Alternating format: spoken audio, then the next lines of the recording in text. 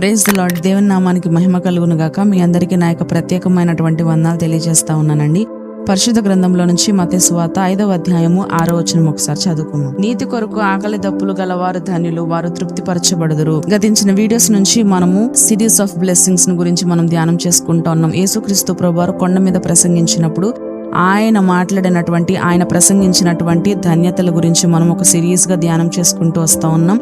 ఈ రోజున 4వ ధన్యత అదేంటి అనంటే, నీతి కొరకు ఆకలి దప్పులు గలవారు ధనులు, వారు తృప్తిపరచబడతారు అని యేసుక్రీస్తు ప్రభువారు చెప్తా ఉన్నారు.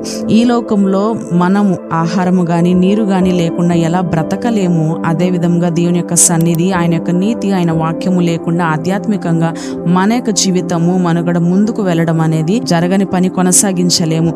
అదే విధంగా మన యొక్క జీవితంలో భౌతిక అవసరాల కంటే కూడా ఎక్కువగా దేవుని నీతి కొరకు ఆకలి దప్పిక కలిగి మనము అటువంటి వేగిర పడేటువంటి తనము, అటువంటి ఒక తపన కలిగి మనము జీవించాలి. అసలు నీతి అంటే ఏంటి అనంటే, దేవునితో సరైనటువంటి సంబంధం కలిగి లోకానుసారమైనటువంటి అన్ని కూడా విడిచిపెట్టి పాపంల నుండి మనము దూరంగా పారిపోయి పరిశుద్ధమైనటువంటి జీవితాన్ని గడపాలి, జీవించాలి అని ప్రయత్నించడమే.